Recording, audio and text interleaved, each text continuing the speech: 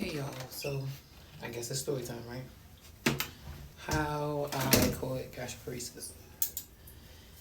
I'm gonna do my hair while I talk. Supposed to go meet my friend to release some balloons for her son. So, on that note, see where I start. How did I catch gastroparesis? So, I had gastritis, and I suffered from gastritis from like 2010 all the way until I had a surgery in 2019. So I suffered from 2010. Bad, gastritis give you nausea, pain, acid. You can't really eat anything. But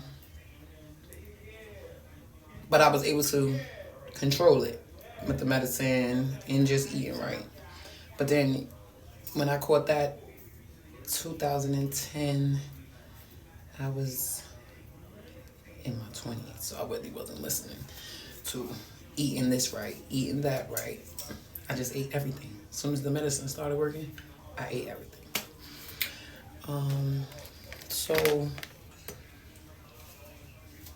2017, my stomach was hurting really, really bad. Went to the hospital, found out I had 2 hernias at the bottom of my stomach.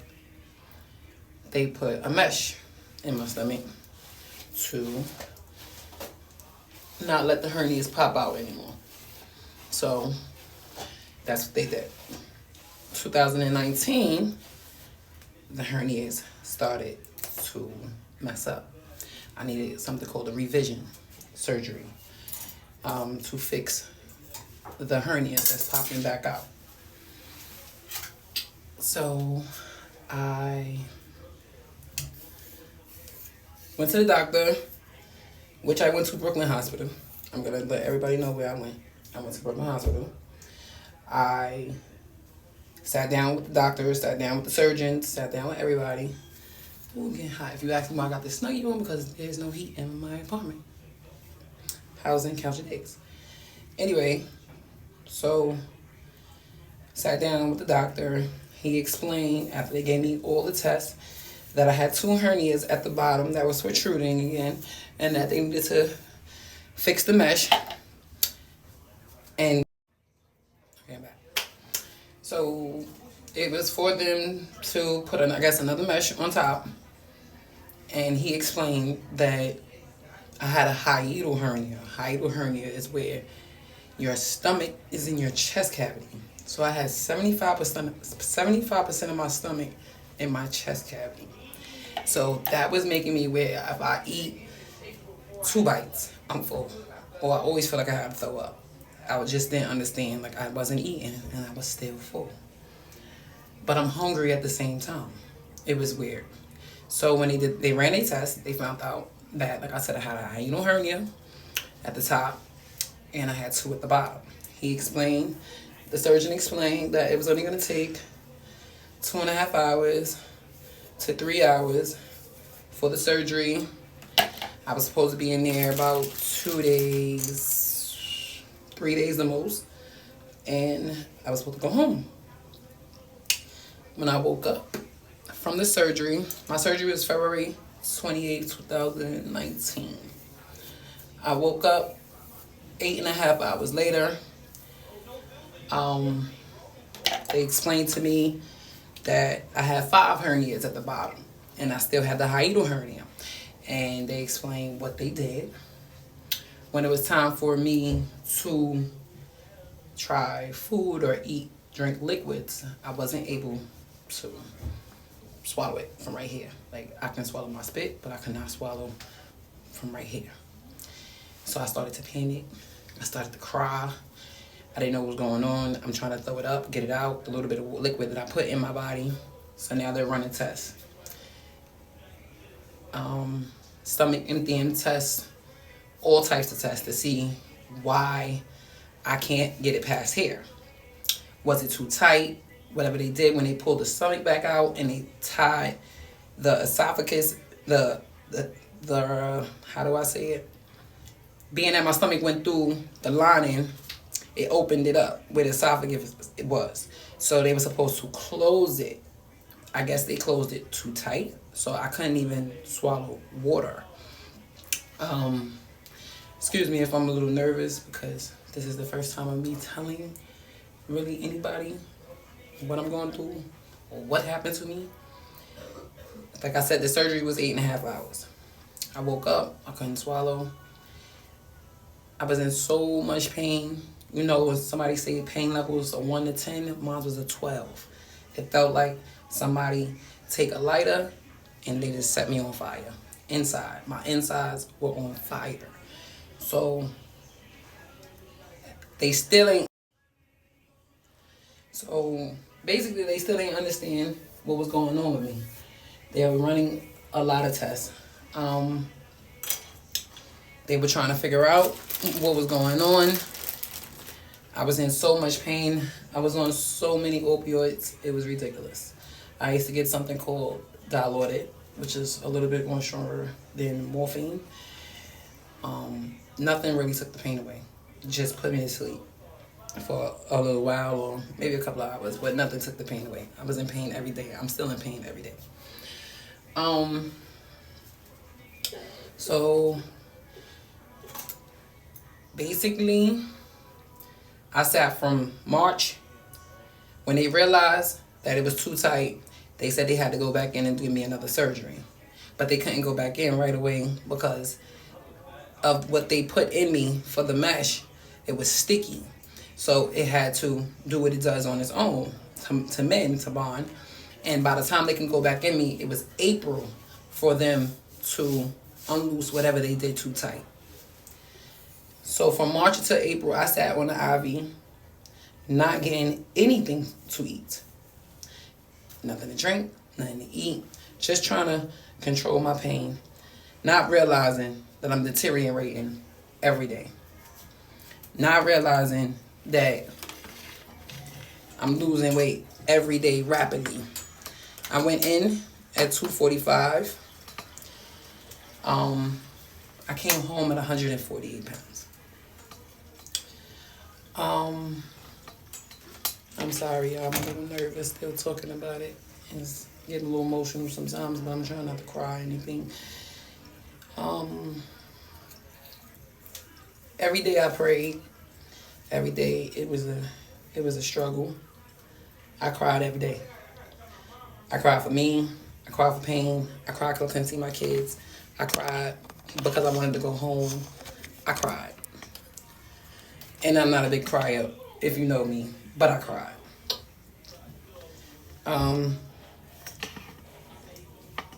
They gave me another surgery, April 12th. So, after the surgery, April 12th, I was able to Mom, what are teenagers. You want to know something? Excuse me, y'all. Teenagers, right? That's busting. Don't even care what you're doing. How you doing it? Okay, so make a long story short, but it probably won't be short. I apologize. I can't find my comb. I still wasn't able to eat because my stomach was in so much pain and I was throwing up every day. 2, 3 times, 4 times a day. I was so nauseous, so they had me NPO, nothing by mouth. Still, after the second surgery. So my mother and my sister-in-law at the time came in there and started to regulate. My mother said she needed a feeding tube, something has to give, she's not eating, and I'm deteriorating right there.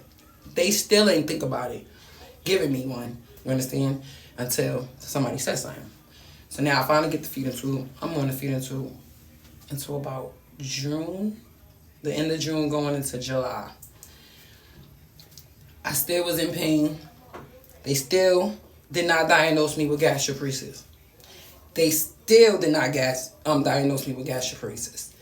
They was just like, It's a side effect from the surgery. You're gonna get better. After I came off, after they controlled the nausea, they was able to control the nausea to a point where it was not every day, and not every day that I was throwing up. Like sometimes I feel it, sometimes I won't feel it.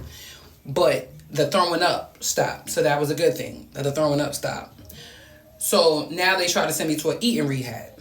So from the eating rehab, I personally say rehabs, they have the right to tell you when to leave, and they have the right to tell you that you have to stay. And I just felt like I was already in the hospital for so long. I didn't want to go through that. And I had to go to an eating rehab to learn how to eat all over again. And I didn't want to learn and do all that, which I should have.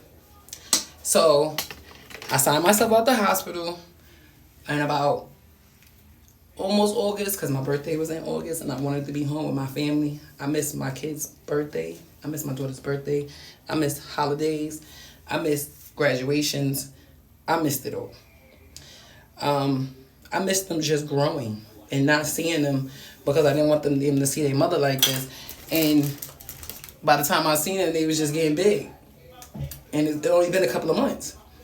I just felt like I lost time. I lost track of everything. So when I came home, I was very weak. Very, very, very weak. Very weak. So I came home and thought I could do it on my own, like I was saying. And I couldn't. I don't drink nutriments. I don't really like milk. And it doesn't work well with my stomach. I can't have anything with caffeine, any dark, anything. No tea, no coffee. Yeah, if I drink tea, it has to be decaffeinated tea. But I didn't know all that when I came home. So now that's what's the point of the eating rehab, to see what works with your body and what doesn't work with your body, to learn how to chew 100 times before I can swallow, to make sure I puree everything I put in my mouth, when it can digest a little bit better than me not chewing properly. I went through hell. I tried every food, and what I couldn't try, and what I could try, because I was just hungry. And when you're hungry, you don't eat much. You just try everything. So, and then it wasn't working. I was getting sick, getting nauseous. I went to, I think, 128 pounds, being home on my own, trying. Going back and forth to the hospital for months after this, till one doctor diagnosed me with gastroparesis. And he finally, I felt like somebody finally understood what was going on. He knew every bit of my symptoms. And he told the doctors exactly what to do, how to get it away, how to just bring it down a little bit where I won't be in so much pain. I felt like I was finally getting understood by somebody. Because going to the doctor for months in emergency rooms, and you telling them what's wrong, and you're telling them that your stomach is burning, and you're telling them that nothing takes it out, and they try to give you Tylenol, or they try to give you something that's not going to work for the pain, and then you get called a drug addict, or you get called something else, because they're looking at you like you're crazy. They can't believe that your pain level is this much. And it is. And I mean it is. If you have gastroparesis, you know. So that's how I caught gastroparesis, from a surgery on hernias. They hit a nerve and messed me up for the rest of my life. God is good all the time. I'm always going to put him first. I'm always going to be a believer that I will be healed one day, because they say this disorder is a lifetime disorder that will affect me for the rest of my life. But I feel God will heal me. The reason why I'm telling you my story, because I have not been on a feeding tube in a couple of years. But I do go to the hospital. I do sit on IVs.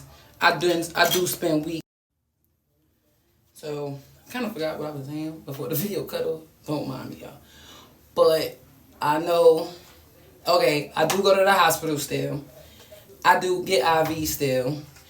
I try to have Good days, good weeks, good months, good years. It didn't get there yet.